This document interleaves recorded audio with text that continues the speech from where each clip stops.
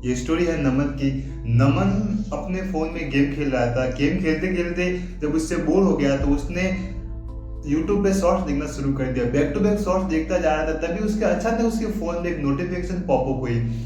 जब उसने देखा, ऊपर से नोटिफिकेशन था, your exam date has been release. ये देख के थोड़ा शक हुआ कि लिटरली कोई मेरे साथ प्रैंक तो नहीं कर रहा है। फिर उसने जब आप उसमें क्लिक किया और जब देखा तो लिटरली वहां पर टाइम टेबल बना हुआ था कि कौन सा एग्जाम कब होने वाला है। ये देख के उसके मन में बेचैनी हुई कि अब मैं कैसे करूंगा, इतने से कम टाइम में मैं कैसे अपने मार्क्स को इंप्रूव कर पाऊंगा और कैसे मैं सारा सिलेबस कवर कर पाऊंगा।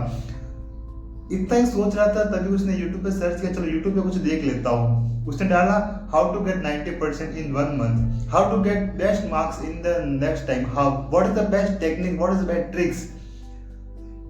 फिर से पता चला कि अगर ऐसा होता तो हर बच्चा 90% नहीं ला सकता।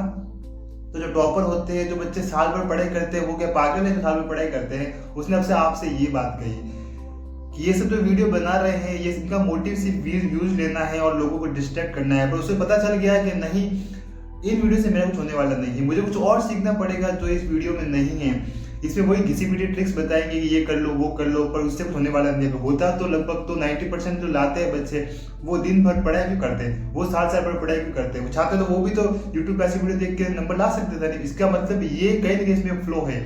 तो मुझे वो फ्लो नहीं करना अपनी लाइफ में, मुझे अपने लाइफ अच्छे नंबर लाने हैं। तो 1 महीना मेरे पास बच्चा है तो उस पर कैसे ला सकता हूँ।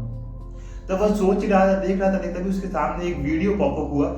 उस पर लिखा था फ्लो स्टेट, और उसको देख के उसे लगा कि ये थोड़ा कुछ यूनिक लग रहा है। और उसने पहले फ्लो स्टेट के बारे में अपने टीचर से सुन रखा था कि अगर कोई भी एथलीट होता है वो किसी भी काम को इतना एफिशिएंटली क्यों कर पाता है, क्योंकि वो फ्लो स्टेट में होता है। कोई भी एक्टर, कोई भी बड़ा सक्सेसफुल पर्सन जब भी अपने काम में होता है वो इतना इंडल्ज हो जाता है कि वो उसमें करते हुए जाता है। Now he was in the flow state. अब क्वेश्चन उसे दिमाग में आया, चलो ठीक है, इसका मतलब 90% लाने, अच्छे मार्क्स लाने, ये डिपेंड नहीं करेगा इस ट्रिक्स और टेक्निक्स पे, क्योंकि 1 महीने में लाना मुश्किल होता है, ये मैं भी मानता हूँ। और जो ये वीडियो बना रहे हैं उनका मोटिव पता नहीं क्या होता है।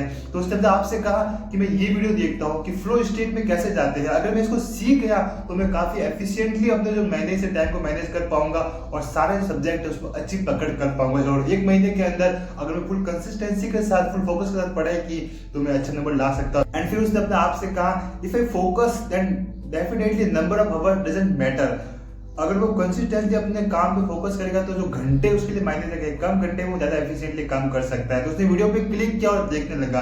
वीडियो में कहा आपको मैं 5 पॉइंट बताऊंगा जिससे आप फ्लो स्टेट में जा सकते हैं। अगर आप 5 पॉइंट को ढंग से फॉलो करते हैं तो आप जो भी चाहते हैं अपनी लाइफ में एक फ्लो स्टेट में आ सकते हो। उसके बाद अपने जो भी एनर्जी, जो भी माइंडसेट, जो भी आपकी पोटेंशियल है उसको आप नेक्स्ट लेवल पे ले जा सकते हैं। तो पहला पॉइंट था सेटिंग अ क्लियर गोल।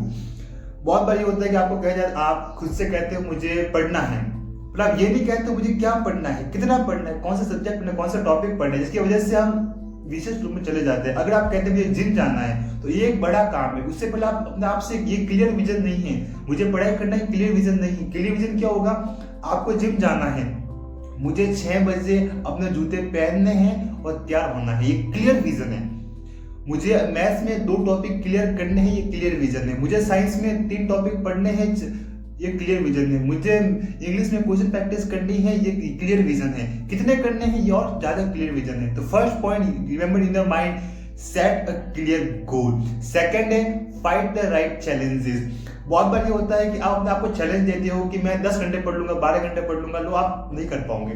अगर आपने पहले कभी इतना नहीं पढ़ा है तो नहीं कर। अपने आप से खुद से चैलेंज दो कि अगर मेरी कैपेसिटी 3 घंटे है तो थोड़ा सा ज्यादा मैं 6 घंटे पढ़ूंगा।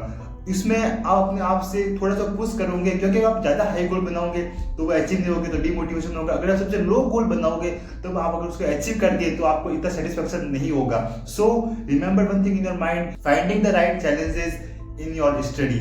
नंबर 3 है डिस्ट्रॉय द डिस्ट्रैक्शन। और अपने फोन के कफन में बांध कर अलमारी में रख दो, या मम्मी को बोल दो कि जब तक मैं पढ़ रहा हूँ, जब तक मैं फ्लो स्टेट पे हूँ, मुझे फोन ना दे। जब तक 3-4 घंटे में पढ़ाई नहीं कर लो इंस्टेंट फोकस के साथ में, तब तक आप मुझे फोन ना देना। 3-4 घंटे की पढ़ाई करने के बाद आप फोन को यूज कर सकते हो, because you are a human not a robot. Keep think in your mind. Number 4 है यूज पोमोडोर मेथड। अगर आपको लगता है कि आप ज्यादा एफिशिएंट काम नहीं कर पा रहे हो, आपको बार बार आपका कंसंट्रेशन भागता जा रहा है, आपको बार बार इच्छा हो रही है कि फोन देख लूं, बाहर घूम के आ जाओ, तो आपको यूज करना है पोमोडोर टेक्निक। 30 मिनट पढ़ो, 5 मिनट का ब्रेक लो, जिसमें आप चाहे वो कर सकते हो, घूम के आ सकते हो, फ्रेश हो सकते हो, और आपकी जो करंट सिचुएशन है उसको आप इंप्रूव कर सकते हो। आपको जो स्टडी जो हवर्स से, अगर आप 6 घंटे 5 घंटे पढ़ रहे हो, इसके बाद पोमोडोरो यूज करने के बाद आप 8 घंटे 9 घंटे 10 घंटे तक जा सकते हो। तो मेरा बहुत फेवरेट है शिफ्ट योर माइंडसेट। होता यह है कि जब आप स्टडी करने बैठते हो तो आपको लगता है ये भी इम्पोर्टेंट है, ये भी इम्पोर्टेंट है, अरे मैं ये कैसे कर पाऊंगा, ये तो मेरे बस की नहीं है, ये तो टफ पड़ रहा है मेरे लिए। नहीं, अपने आप से ये कहो कि चलो अब मैं टेस्ट लेता हूँ, देखता हूँ मेरी कैपेबिलिटी कितनी है। और अगर किसी ग्राउंड के चक्कर लगाता हूँ, अगर मैं 5 मिनट में 2 चक्कर लगाता हूँ, तो अपने आप से चैलेंज दूंगा कि अगर क्या हो, अगर मैं 5 मिनट में 3 चक्कर लगा दूँ, तो अपने आप को पुश करना है। तो माइंडसेट शिफ्ट का मतलब यही होता है कि अगर आपको लगता है कि आप 10 घंटे नहीं पढ़ सकते, अपने आप को पुश करो। अगर आप सोचते हो मैं 5 घंटे पढ़ सकता हूँ, पुश करो, क्या होगा अगर मैं 6 घंटे पढ़ लेता हूँ, लेट्स ट्राई। जब आप ट्राई करने की कोशिश करते हो तो आप अपने आप को थोड़ा पुश करते हो, जब आप अपने आप को थोड़ा पुश करते हो तब आप नेक्स्ट लेवल पे चले जाते हो। Keep in your mind, first set a clear goal, find the right challenges, destroy the distraction, use Pomodoro technique, and the last 5th point is the mindset shift.